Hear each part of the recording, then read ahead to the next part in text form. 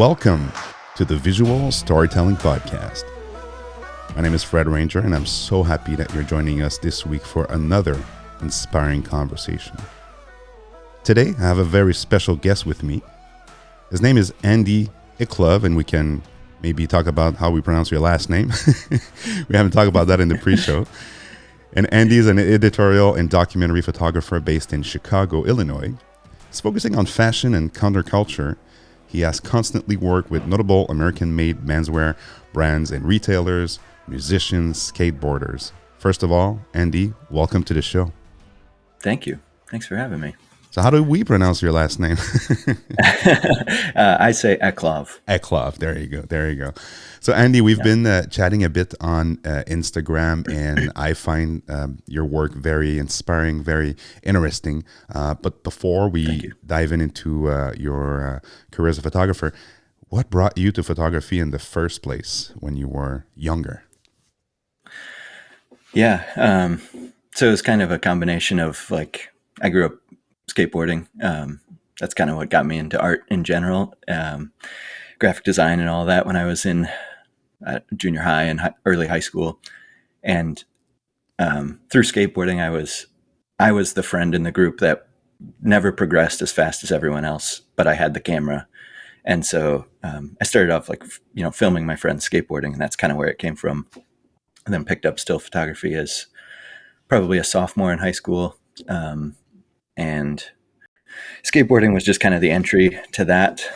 But then a little bit later in life, the end of high school, early college years, I was in a band that went on tour and had a camera with me all the time and was just documenting our travels because we were kind of going all over the place and no one else was doing it. So that's kind of where the this documentary style came from, was just being on the road with my band and other bands, and just sort of evolved into what it is from there. Man, we have a lot of things in common. I was also a musician and had a camera also. And the skateboarding, though, I mean, I tried it and got injured very rapidly. So I decided to film my friends, and this will show my age, but with a Sony Handycam with 8mm camera. I don't know if yeah. So that was my gear back then. It was very simple. Awesome. One camera, one lens. But let's go back. That's all you need. Yeah, exactly. But let's go back to the camera. So were you instantly in love with the art form since you were already versed into the arts? Like when you picked up the camera, you're like, wow, this is something very powerful, or did it grow on you as you were using it, as you were documenting the band and the tours? Yeah, it definitely took a little bit. I when I was skating and filming, and I was really into filming skateboarding. It was something I took really seriously, but it wasn't it took a while to recognize that it was an art form. It was more like, this is the tool to get this project done. I don't really care about photography. I just need to make this look the way my heroes make it look, and then being in the band, it was probably 2 years into carrying the camera with me where it was kind of like, wait, no one else gets to do this. I have a very special perspective that not a lot of people have access to, kind of this behind the scenes thing. And I think this was probably 2012, 2013. I started to see, I think that's probably when I saw Jim Marshall or something, and was kind of like, oh, this is a whole category of photography in itself. Because I do it a lot. I take photos of bands performing, but I don't really care to do that. That's not what I'm in it for.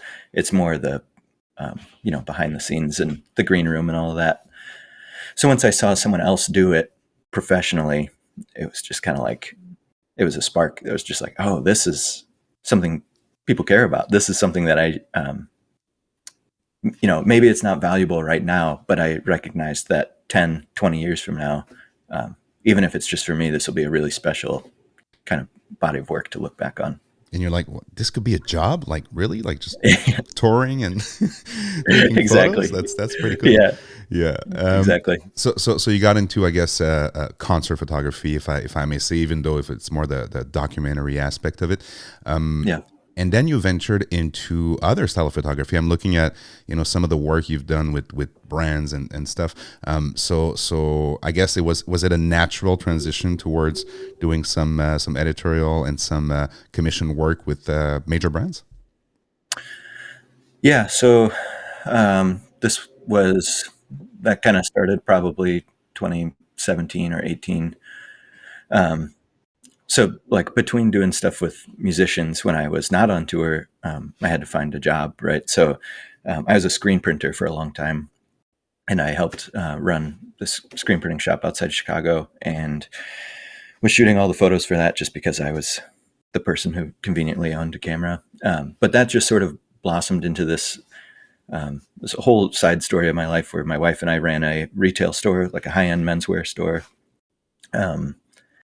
That was relatively short-lived because I realized photography is what I cared about and what I wanted to focus on. But that did sort of open the avenue to photographing, editorial pieces.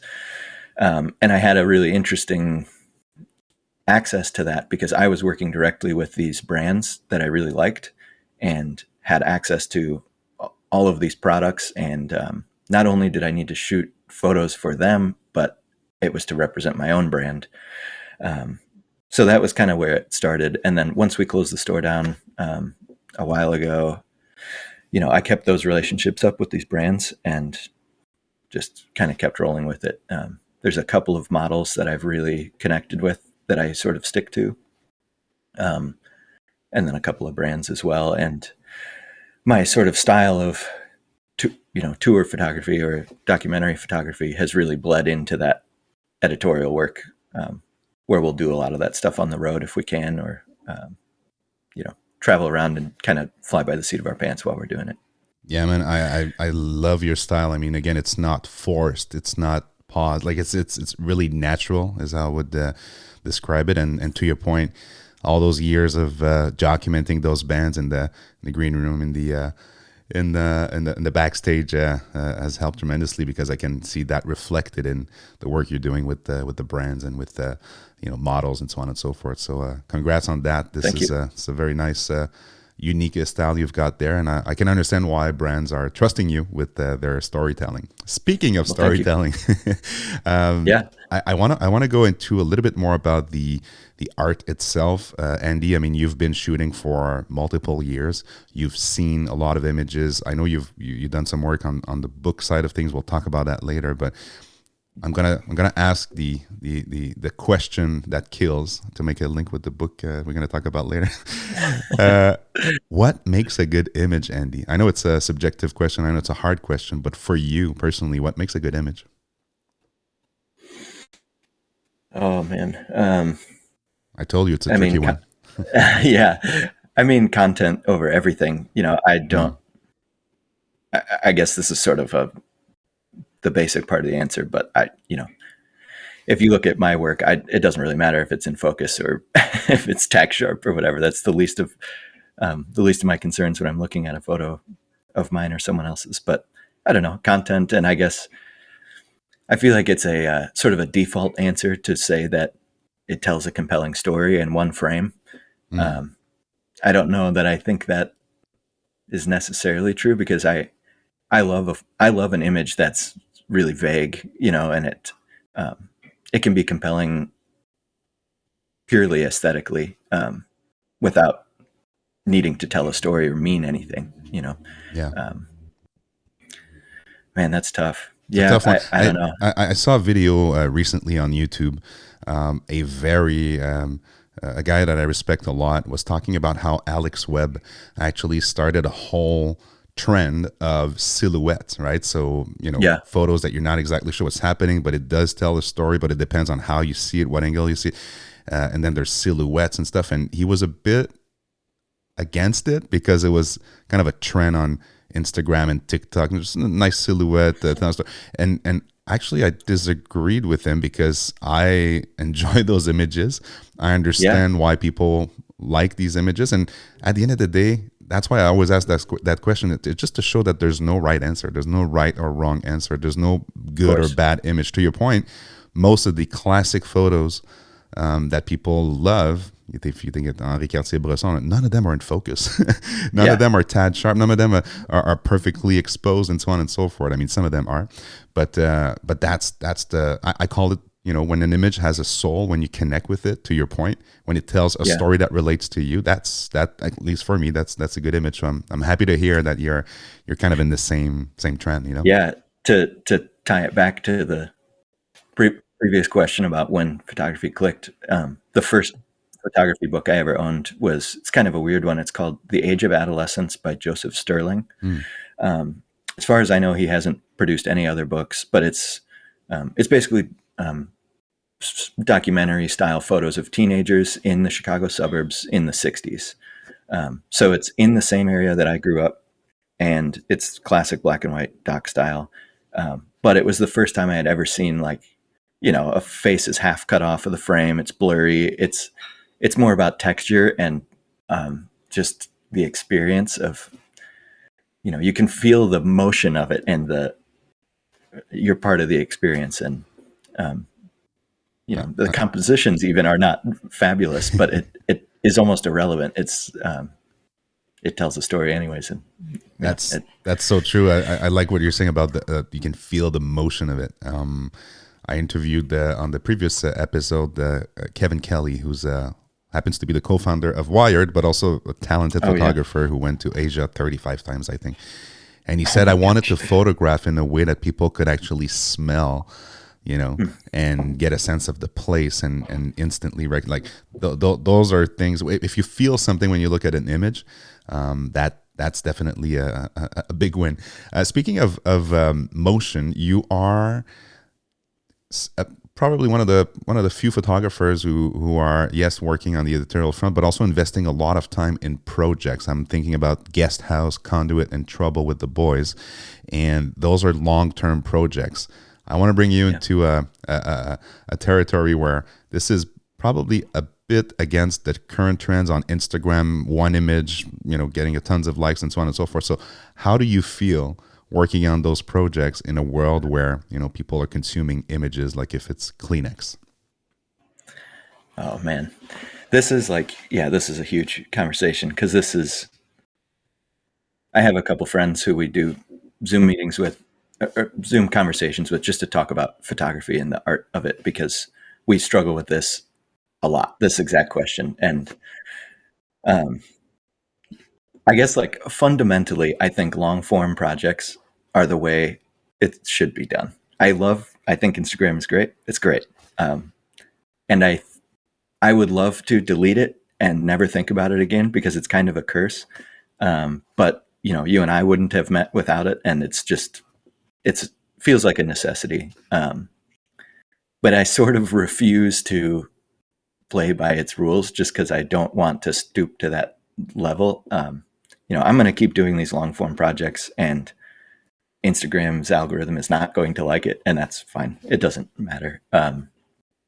So yeah, I like to work in a really long format, just because, I don't know, it's the traditional way to do it. And I think it's been proven that that's the way to make really strong work. I'm just personally more interested in a strong body of work than a standalone image.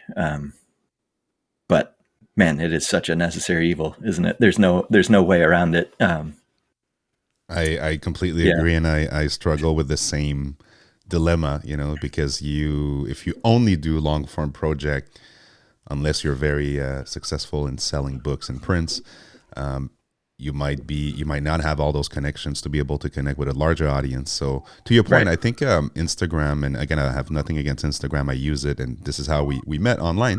I see it as a nice way to give a taste, of your work, or a taste of your of your body of work. But then if you want to deep dive, you have to have the depth, that you just referred to. And by the way, I just want to Guest House. I'm ordering it as we speak. I love your style. I love the tones. I love how you process your images. Let's talk about it. So this is not a gear show, and I don't want to spend a lot of time on it, but a lot of our listeners like to know what Sure. the creator are using. And I think you might use some of the same cameras as me. So I saw you with a little rangefinder camera on your eye. So are you all in Leica, or are you using a plethora of tools? Well, that book, Guest House, is a few different formats. I am pretty in love with my M10. Actually, for Christmas this year, my base plate Oh, nice. was engraved with the Andy from Toy Story on the Love bottom it. of his foot. But I love my M10. I use that for almost everything. I was using, so Guest House started as it was all 6x7 film and some 645. I shot a lot of it on a Bronica ETRSI, Nice. and I loved that camera. And then I was kind of supplementing it. Like when I started that project, I was shooting Fuji for digital and mostly film. And so I was supplementing it with some X Pro 2 photos, and then it all kind of got rolled into the Leica world about halfway through the project. And so, I had the Leica SL. I really liked that camera. I actually ended up switching to Panasonic for my work camera, because frankly, it's the same sensor and it's the same camera, man. Even the same mount, exactly. So do you want to pay $3,000 more, or just exactly and look cool? It's I got to say, it's much less inspiring to use the S1, of but course. It's so much more reliable. So I do like that camera a lot. But Guest House was, I would say, half the images in that are M10 or M240 at that time, and then there's some film still, and so let's talk about it. That's another trend that you're very aware of, the whole film trend. Well, there's two trends. First of all, you and I, Fuji to Leica, I don't know, there's a path there. I guess we're not the only ones. Of course. It's the gateway drug, or whatever it's the gateway, exactly. But let's talk about film. I love film. I see that you now integrate film into your workflow, but with the recent hijacked price of film and getting developed and so on and so forth, so what's your view on it in 2023? Oh man, it's such a point of contention. I'm afraid to talk about it.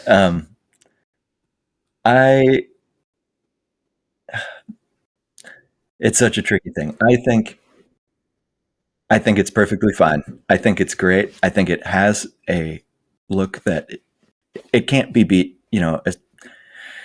Like color on medium format is basically as good as it gets, as far as I'm concerned, and black and white and 35 millimeter equally as good as it gets. However, I don't find it to be good enough to be worth it. That's the contentious point.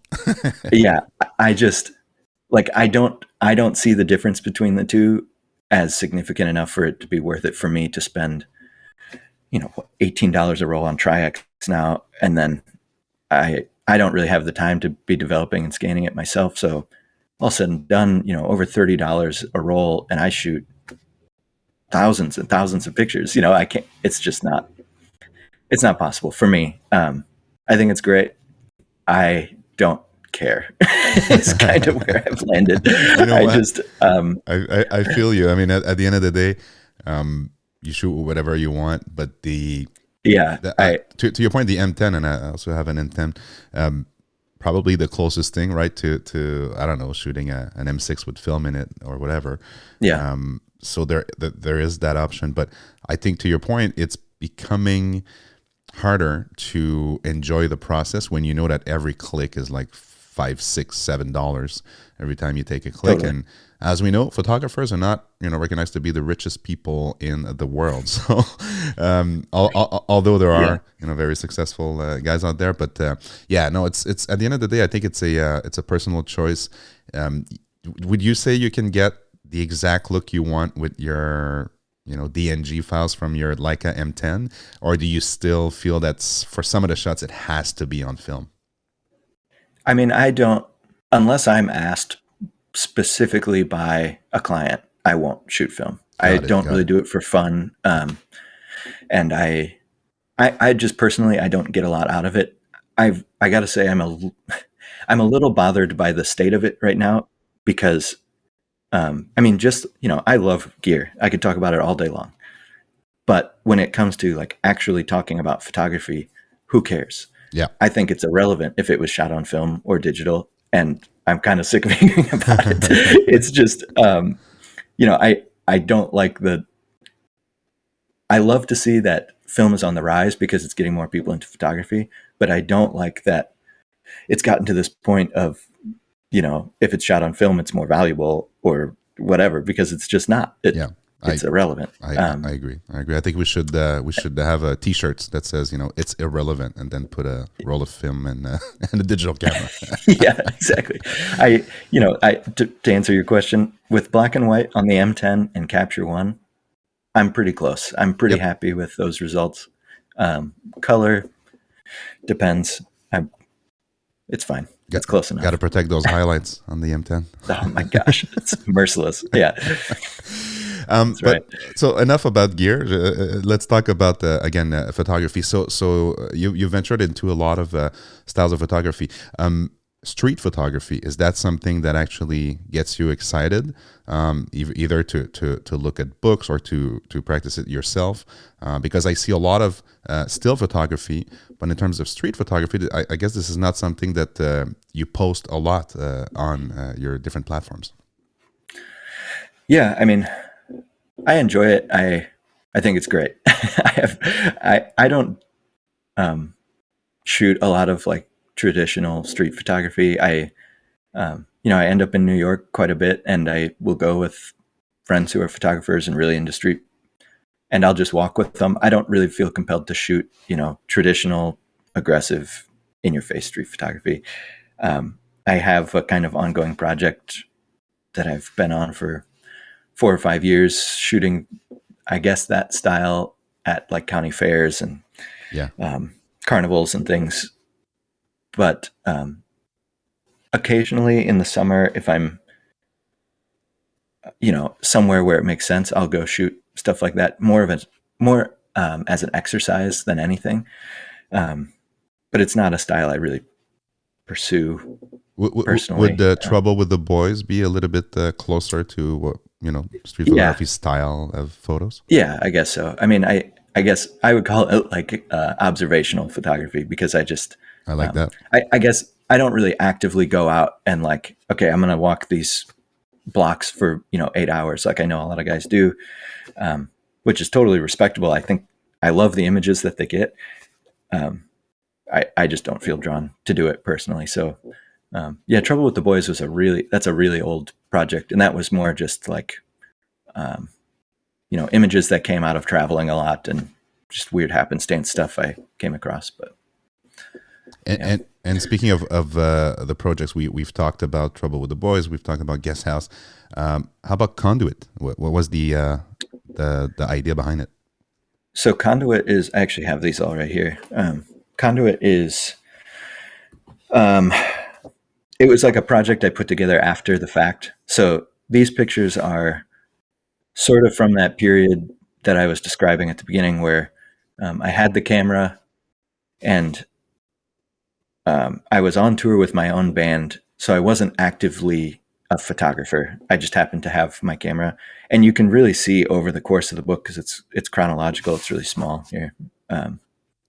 Nice Conduit book, 200 and some pages, but it goes chronologically. So at the beginning, it's very early having the camera, and then towards the end, the last tour that I photographed, or maybe the last two, I remember going into them and like, okay, I'm going to be a photographer on this. This is what I want to do.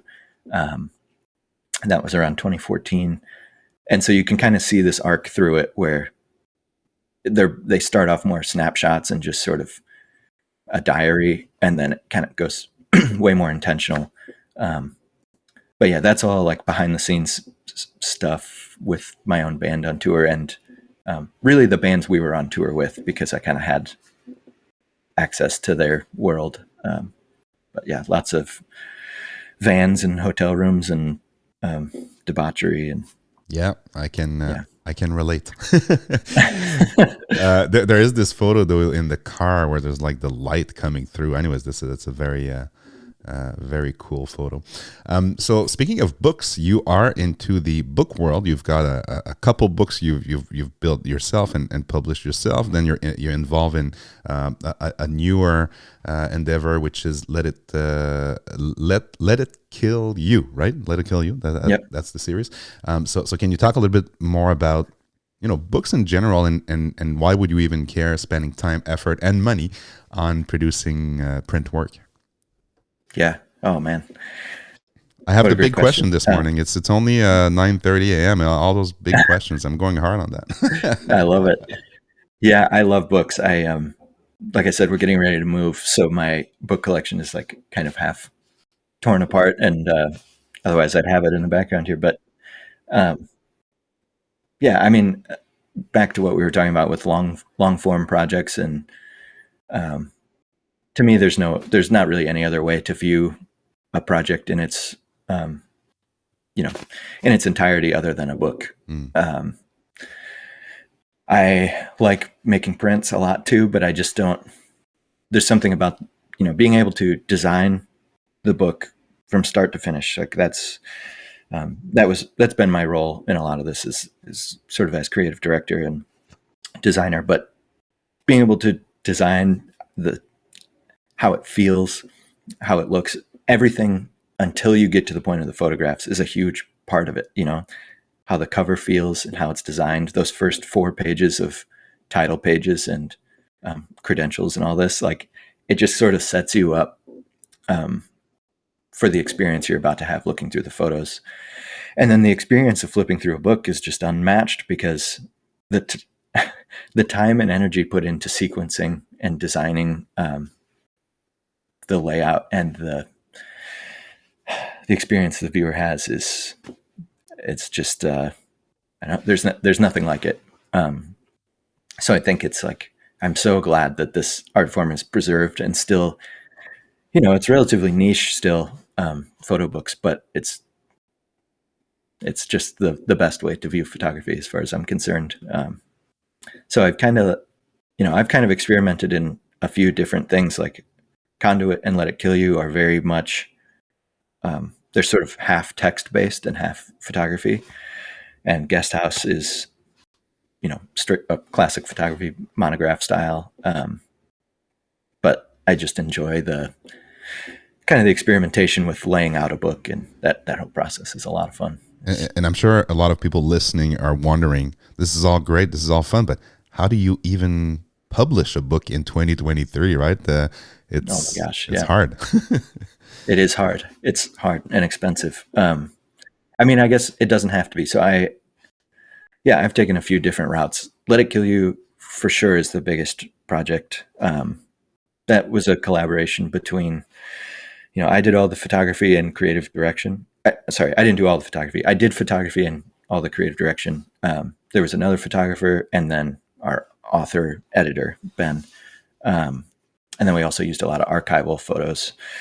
So that was the biggest project. We ran about 1,700 copies. And when you do volume that size, it opens up a lot of avenues as far as, what you can do physically with the book, being hardbound and a linen cover and all this stuff, where when you do smaller volume, that's just not possible. So with my own books, they've been self-published.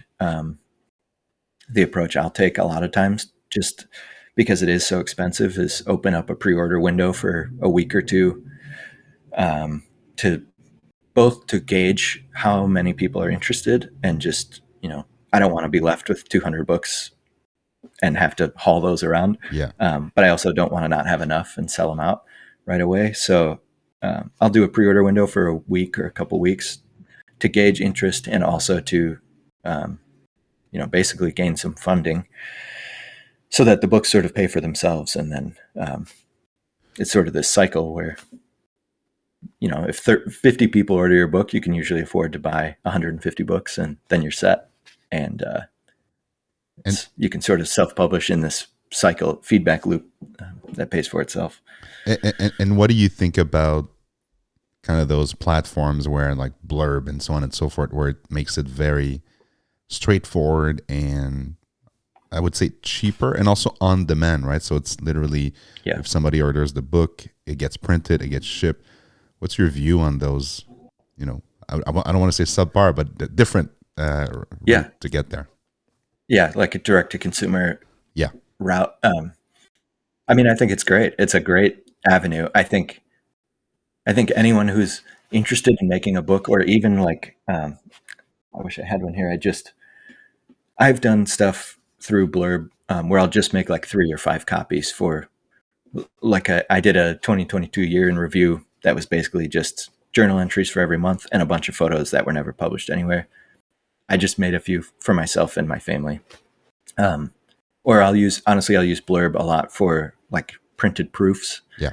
before I take it to a bigger bindery or whatever. But I mean, even for a couple hundred copies, it's great. I think most people who are making their first or second book or magazine or whatever it is, that's where you should start. But I think if you enjoy the process, you'll be left wanting more, just more creative control and more options as far as papers and printing techniques and all of this. And I will say it's not as hard as you think to track down a printer and a bindery local to you even, and, you know, just go in and tell them what you want to do. And I was under this impression too years ago that it's like, where do you even begin? Who do you talk to make a book? It's literally as easy as Googling a local bindery and going to meet with them, and they can probably do what you want. Nice. There's definitely, I will say, there's definitely a huge gap between that, like a local print shop that can do binding. They'll get you, I think, a better product than maybe Blurb, just because you can go there and make sure colors are dialed in and this and that. But there's definitely a huge gap between that and going to a proper fine art printer who really knows how to produce a photo book. But like it doesn't diminish. Stedler or something like in Germany and stuff, like all the big guys. Yeah. But it doesn't diminish anything else. No. Everything else is just fine too. Exactly.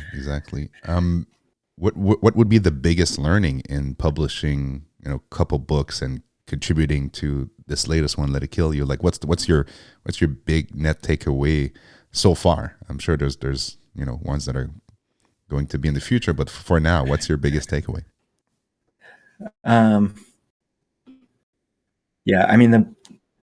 It's it's such a big process, especially when text is involved, because it's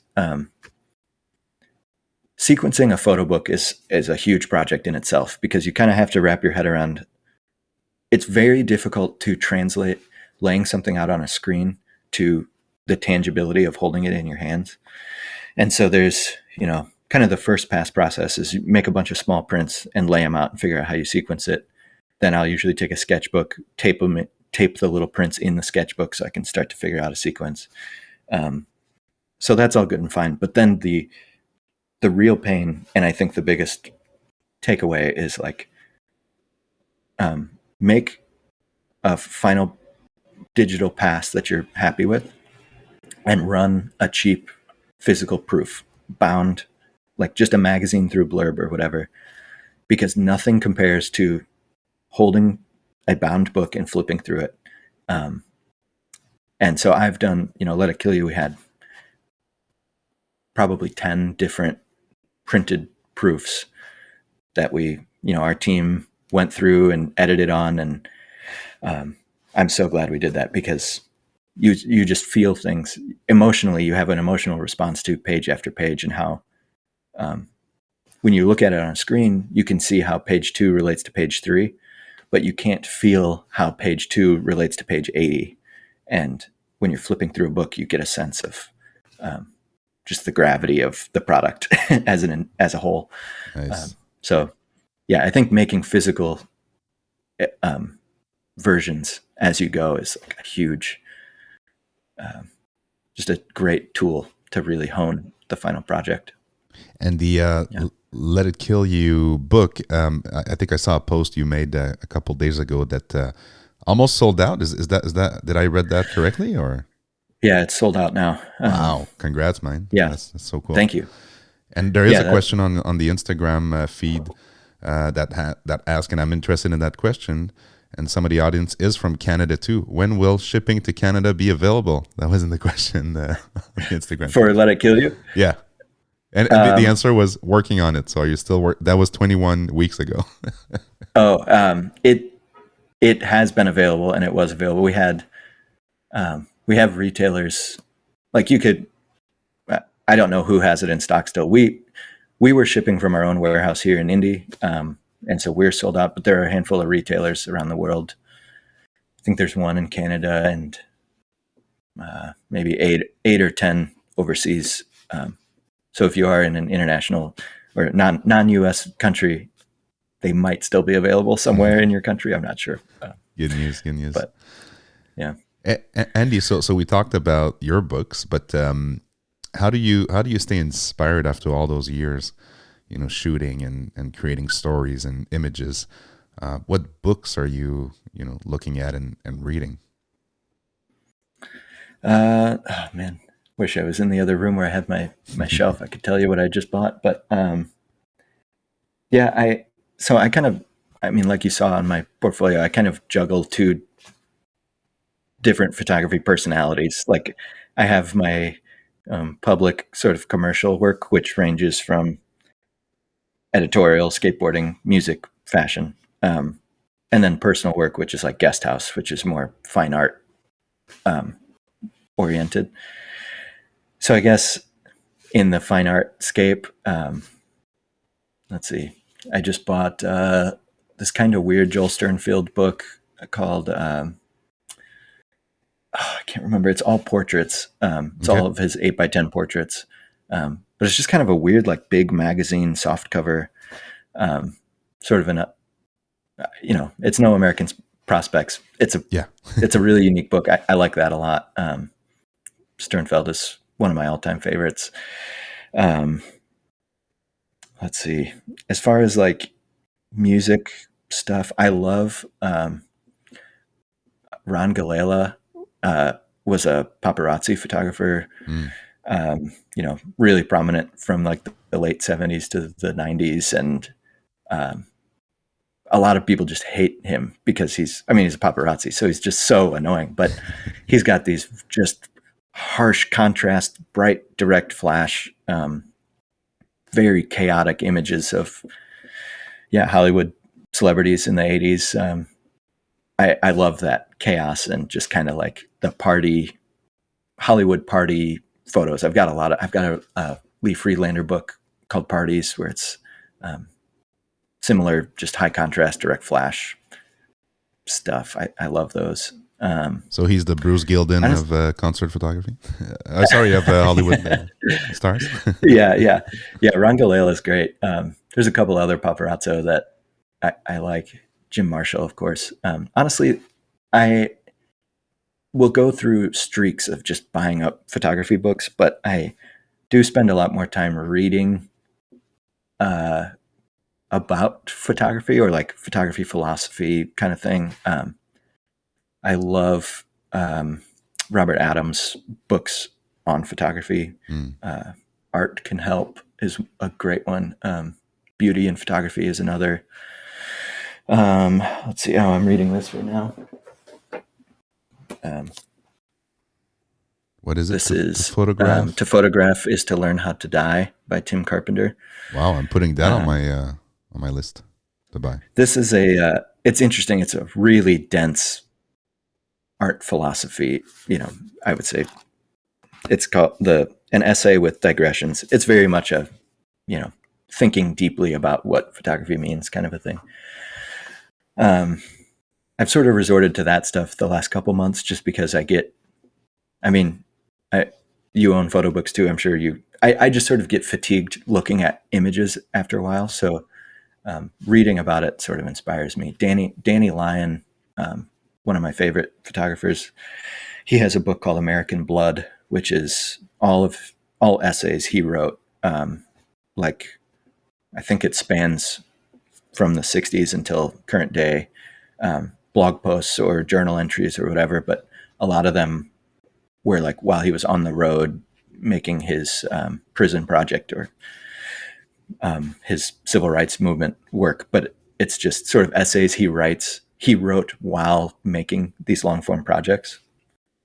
That's just inspiring and sort of insightful. And Nice. lately I've gotten more out of literal storytelling than visual storytelling to inspire my photography. I completely agree, and I'm with you. I mean, sometimes you're like, okay, how many images can I look at in a month or a year? At some point, you need to take a step back and be reflective about the art form or about what you're trying to say or how you want to say it, and it's as important. Sorry, as the end result, as the image that you produce.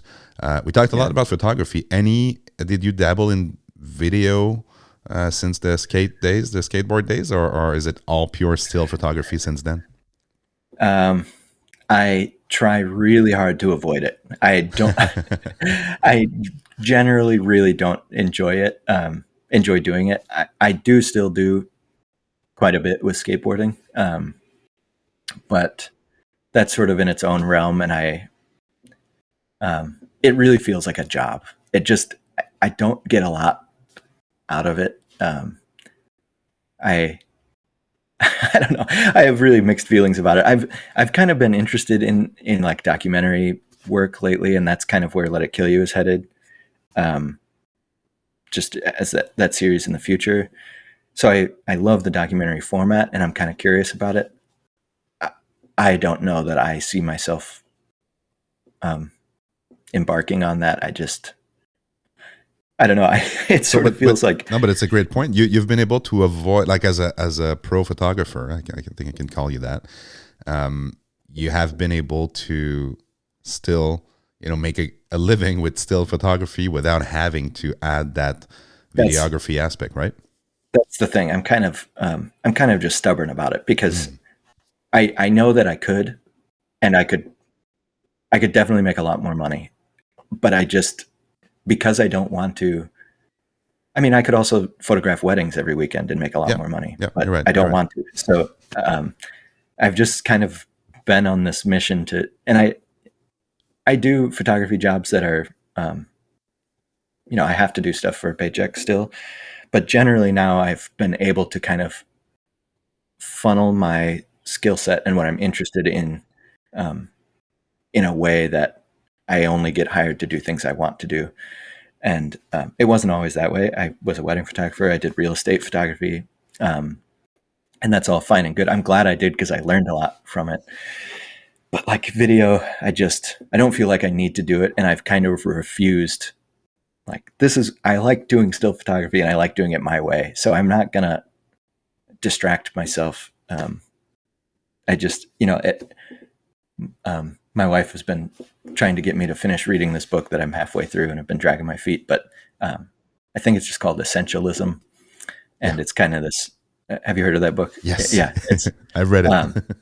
Yeah. I'm about halfway through and I love the basic thing about it, which is just like say no to everything except what you want to do. Exactly.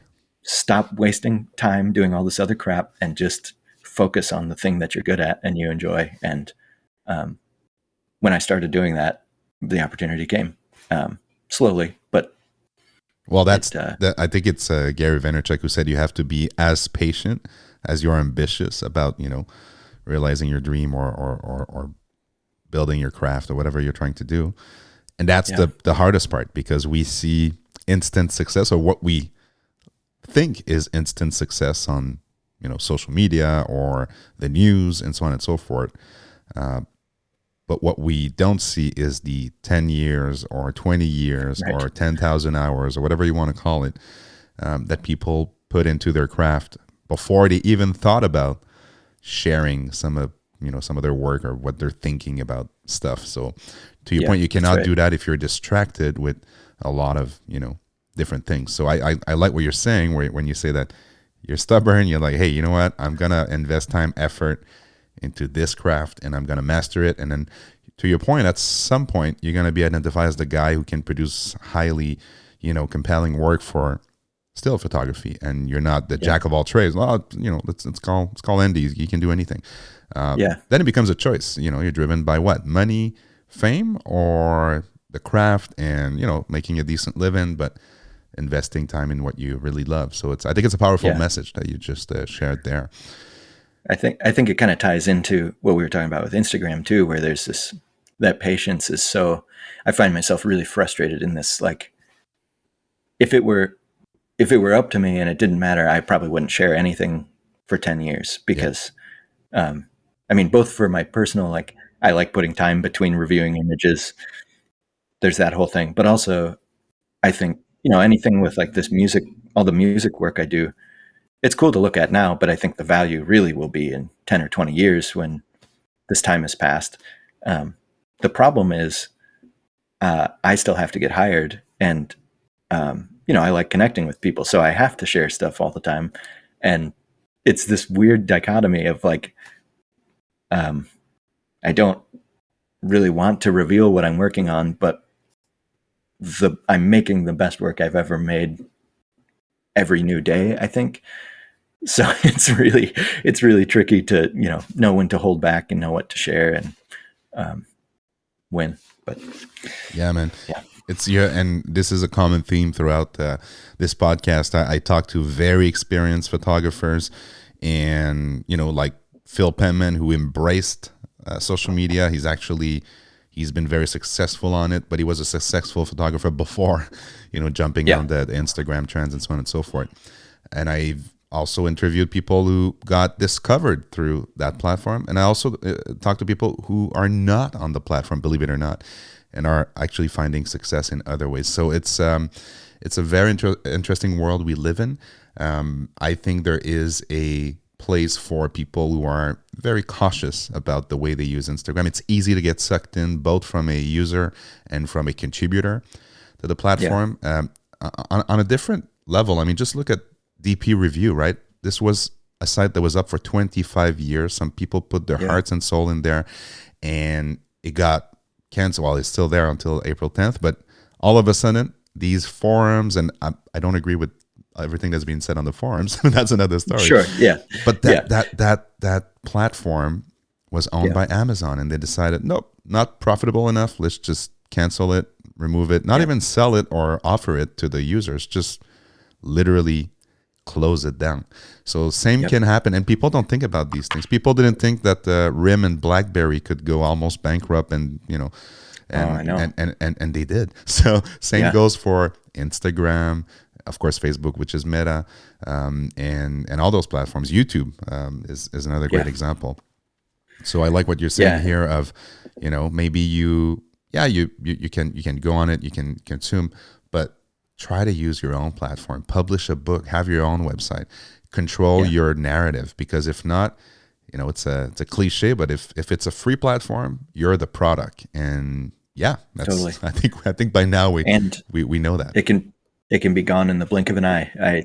Exactly. One of my good buddies is I guess a influencer type, where he makes a living by marketing on Instagram, and had a very significant following, and Instagram, one day his account was just gone. What? Just gone. Yeah. Okay. Took him 3 months to get it back, and he just did, but still it's just, his livelihood just vanished overnight just because. Yeah. So it's if the algorithm decides that it flags you. Yeah, exactly. Your account can be taken down. That's crazy. That's crazy. But thankfully, we've got other ways to share the work, and to your point, books are a great way to do it. What you talked about, the community of photographers or art people that you've built and that you exchange. Talk to me about how do you grow through conversation with other creators through your career, and what's the added value of talking to other people and trying to be in those communities, and again, outside of like social media? Oh man, this is huge, so important.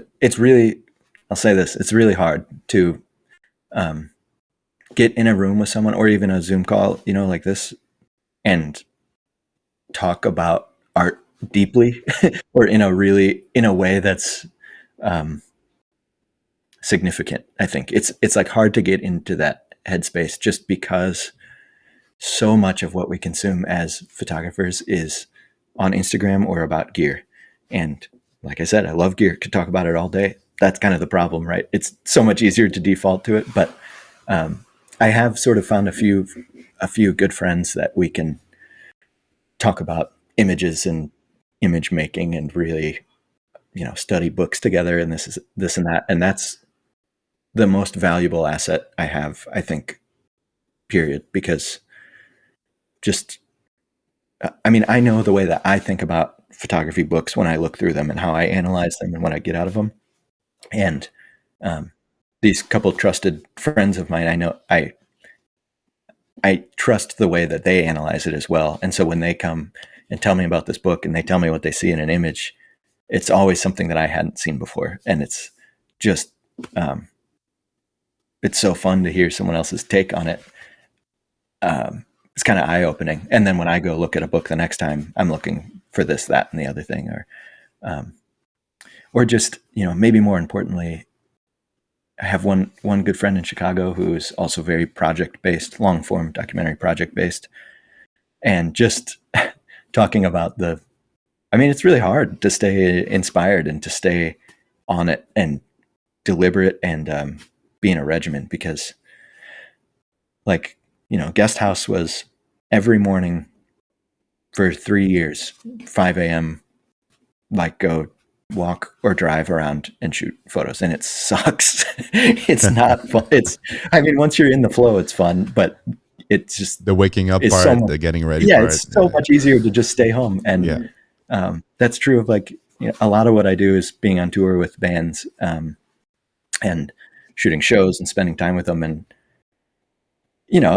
when I'm got my bags by the door and I'm getting ready to go for a week, I just look at my cozy house and my dog and my family I would rather be with and say, it would be so much easier to stay home. I'm always glad I went when I get there. But anyways, to have someone to talk to and just stay motivated, like a friend that is has your best interest in mind. It's almost like a mutual mentorship where it's not someone so much teaching you, but you just having a sounding board and someone who's really looking out for you and cares about the work you're making, just like I care about the work they're making. And I think having a really tight community like that is important. And it's taken me this long to figure out how to do that, 13 years or something to find a few people that I can talk to like that. But there's also different levels of that. This one guy I'm talking about, he's very project-based, fine art. That's what we talk about is, photo books and sort of the academic side of art. Then I have other friends who are big-time concert photographers and they tour the world and they view photography totally differently. And, to them, it's like they're more creators and they have to turn product around really fast. And they just don't think about photography in that same fine art, through the same fine art lens where it's like, I don't know, the way we talk about fine art photography where it's just very deliberate and it's kind of like talking about Leica gear. It's just like, a bit of snub, it could be perceived as snobbish. Yeah. But then on this other side of things, they're very just commercial about it and pragmatic and more getting the job done. Less talking about these really meticulous details and composition and all that, and more. But the beauty is having both sides, right? So you can create some tension and some deep conversation. And you're making me think, Andy, so there's one thing you cannot automate, and it's trust, right? Trust takes time. You said 13 years until you found a way to, make this work for you and that it adds value to your craft, to you personally. So, there's a lot of things you can automate. your email software, your database, and so on. But those conversations are very, very precious. And you're reminding me that this is real life, man. Talking to another human being and not being fed whatever the algorithm wants you to see or wants you to think or wants you to, think about. So, wow, this is, we're getting deep, man. And it's on this Saturday morning. I love it. I think it's important.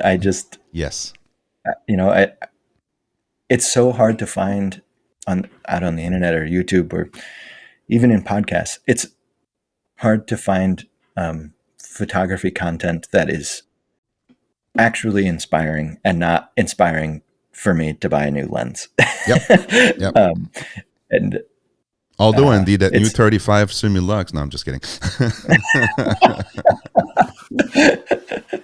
Yeah, it's hard to find that content that because it's not out there. These conversations are great. This is the best kind of photography content I think there is, but there's nothing as precious as a conversation with someone, that's really personal and about each other's work. And I've started just, I call them my pen pals, people on Instagram who I've known for years through photography. Last year, I just started asking people if can you hop on Zoom for an hour? Let's just talk about photography. And that huge, that's like changed. It's been so inspiring just to have a digital face-to-face. And it's changed a lot for me. And it's been fun to connect with people who I guess I would consider, mentors, visual mentors of mine, or people I really look up to, and get to talk to them that way. And it's really special. There you go, kids. Now you know what to do. Get off Instagram and get into that flow, that state of mind where you have conversation that makes you grow. I like where this is going. I feel we need to have another hour, Andy, to talk about that aspect, because and thank you for just underlying the fact that this is a podcast that tries to talk about the visual storytelling, the art, how we grow through art and photography. So that was the intention behind the podcast. I do have a YouTube channel where I do the occasional gear review and stuff, because I'm like you, I like gear too, and I'm excited about it. But that's why this podcast exists. I think there's a time and a place. I don't think there's anything inherently wrong with it. Until you get to the point where you're just cycling through gear just to do it, then there's something wrong with it. But, and I've been there a couple of years ago, so I don't want to go back there. So that's why I guess I actually have a video that and some of those videos are just like me trying to justify the purchase. But I have a video that said why I'm shooting an M10 and an M6, and in a nutshell, it's because I want to stop upgrading or chasing that new camera. So I don't know if you feel the same about your gear, but at some point, doesn't matter if you have the latest and old. The past 5 years, all the cameras are great. That's my review of the past 5 years camera. Exactly. In the past, when I was shooting like Nikon D80 and D700, it was a bit different because sensor matter, the size and everything. Today, if you have a Fuji, a Leica, a Sony, it's all the same crap. But then it's becoming a personal shooting experience preference. Exactly. Yeah. I will say, I think like the Leica, I've been shooting Leica for maybe 3-4 years, and the M10 specifically, I mean, the whole jump to that system, like I think gear is important, and this is why is here where I'm going. But they're very expensive cameras, and it was a tough purchase. But going into it, it was like, it was at the point in my photography career, or it was at the tipping point where it's like, is photography going to be my career? Or I should say, is my style of photography going to be my career? That's what I want to do. And so to do that, I know this is the tool that will do it for me. But there's this other side where it's like, to afford that camera, I've had a lot of hobbies and things that I've invested in, and to afford that camera, I had to basically sell everything. And that was a very intentional move where it was like, not only am I investing in the tool I want, but I'm cutting all this other stuff out because this is what's important. And by doing this, like, okay, high stakes, you have to do this now because, you've sunk your budget into this, and you decided it's what you want to do, and all that other stuff is gone. So now you have to focus on this, or you blew it. It's kind of like. Are you telling me there's no more, Fender Stratocasters or any other instruments in your house? I did have to sell almost all my guitar gear, and I've got one guitar. That's it. No pedals, no amps or anything. A lifetime of collecting is all gone for the camera. But you're making me think about. I'm looking at the guitars there. I'm like, maybe I can keep one and get a new lens. It's probably true. Yeah, it's probably smarter than having 5 guitars sitting there collecting. Most of them collecting dust. So you're right. Yeah, it was just very much. And I mean, I think it's important to, like, sometimes if I'm really in a slump, switching up the gear or a new lens is exactly what I need to get excited again and go shoot. But I don't know. I think that was a hugely important gear related thing for me, where it was like. But again, it was done on purpose, and I like your approach where you're committing to it. You're not just getting the hit from like a junkie, like, oh, new gear. You're actually committed. You're invested. I like that. Andy, we're approaching the end of the show. What's next for you? What are the projects that you have on the roadmap? I mean, I've got a lot of kind of long-term personal projects in the works, just more guest house like stuff. But that could be years. So Let It Kill You is our big project. That book is sold out. Originally the intention was to do 5 volumes of that book. But it's being turned into a docuseries.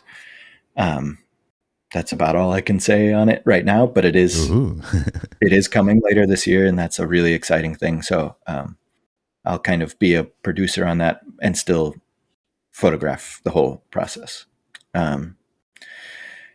Let's see. Another year of touring and collecting images. I may do reprints of my 2 books in the next couple months. So please do.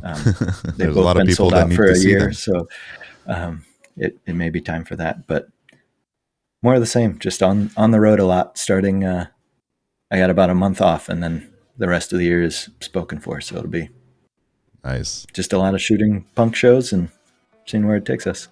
Awesome, man. So thank you so much, Andy, for your generosity. I thought this was for a Saturday morning, a very deep conversation about photography and the art form. So I want to thank you for that. Where can people find out more about you, your work, and the books? My Instagram. There you go. All day, hating it, but that's probably the easiest way to connect, or whatever. My Instagram is Plastic Bath, or my website is andyeclovphoto.com.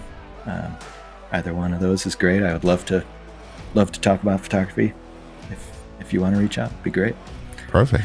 Thank you so much, and we'll definitely. This is great. Yeah, man. We'll stay in touch, and until next time, please keep shooting. Be happy, and if you want to give this podcast a review, you the listeners, please feel free to go into the Apple Store and give us a 5-star. And also, if you have a question for me or Andy, you can hit me up on Instagram and Twitter and all these platforms that we're trying to avoid, but we're there if you want to see us.